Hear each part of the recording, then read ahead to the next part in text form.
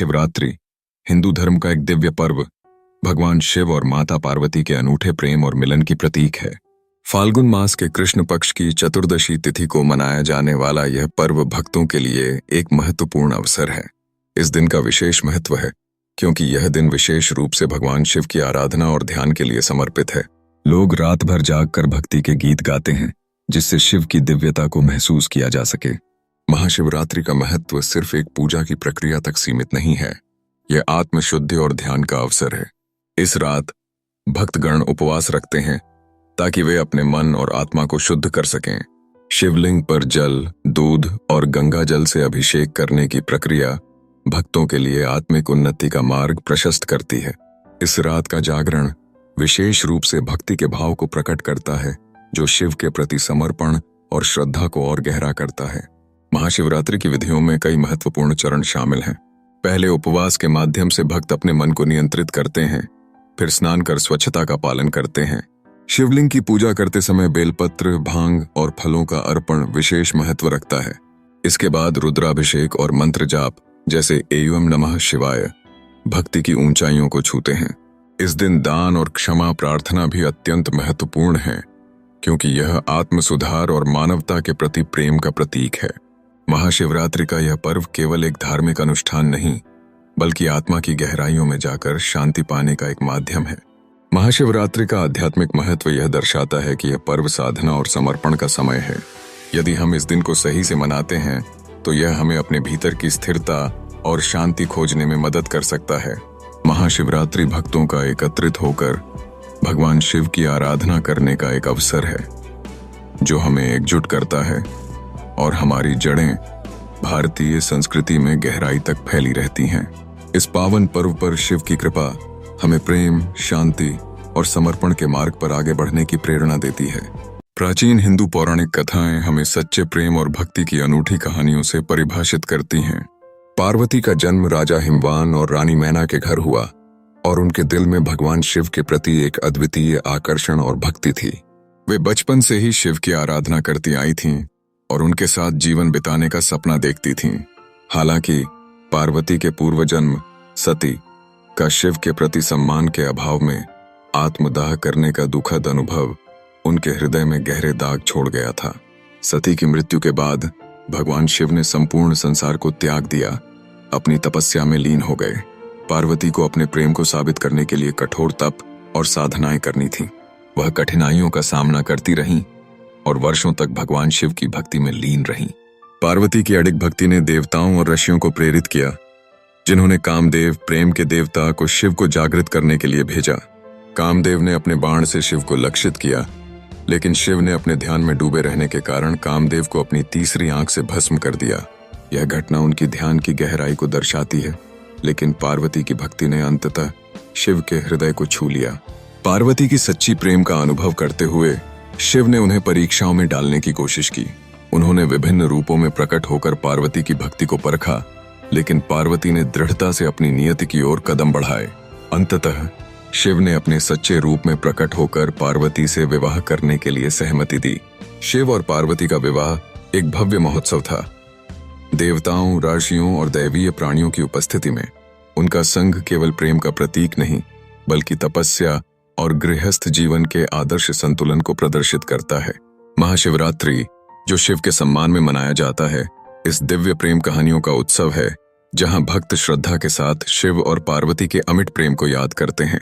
यह कहानी हमें यह सिखाती है कि सच्चे प्रेम की शक्ति और भक्ति के पथ पर चलकर हम किसी भी कठिनाई का सामना कर सकते हैं। पार्वती की प्रेरणा हमें सिखाती है कि प्रेम केवल एक भावना नहीं बल्कि एक गहन साधना है जो हमें जीवन के सबसे महत्वपूर्ण संबंधों की ओर ले जाती है। शिव और पार्वती का विवाह भारतीय संस्कृति का एक अत्यंत महत्वपूर्ण और गहन विषय है। यह केवल एक प्रेम कहानी नहीं है बल्कि भक्ति, तपस्या और आध्यात्मिकता का अद्भुत मिश्रण है। पार्वती की त्याग और तपस्या शिव को पुनः प्राप्त करने की प्रेरणा का स्रोत बनती है जो भक्तों के लिए दृढ़ संकल्प और अडिग भक्ति का संदेश देती है। इस कहानी का धार्मिक महत्व भी अद्वितीय है जहां शिव और शक्ति का मिलन सृष्टि, पालन और संहार की शक्तियों का प्रतीक है।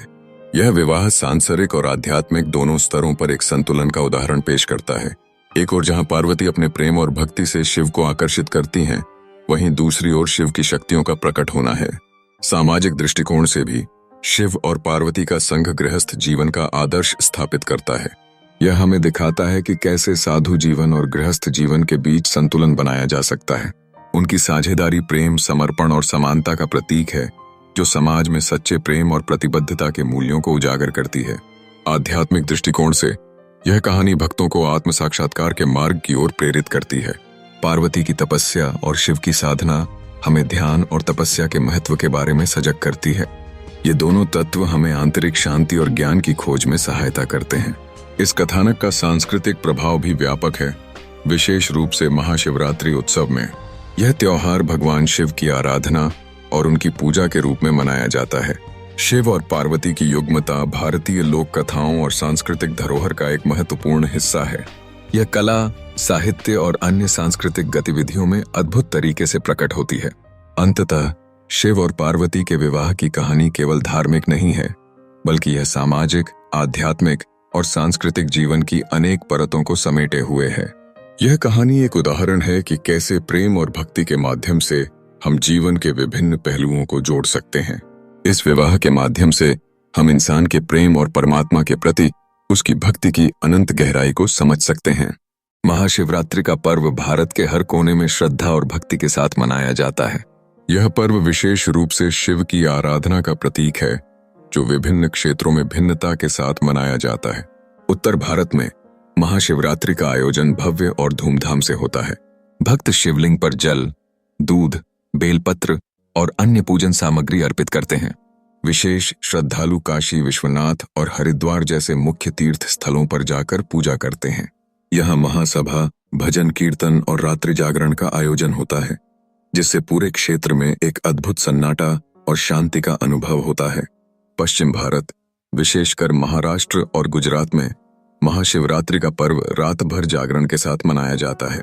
भक्त उपवास रखते हैं और शहर भर के शिव मंदिरों में विशेष अनुष्ठान करते हैं। मुंबई के बाबुलनाथ मंदिर में भक्तों की लंबी कतारें लगती हैं। यह आयोजन न केवल धार्मिक होता है, बल्कि सामाजिक समरसता का प्रतीक भी बन जाता है।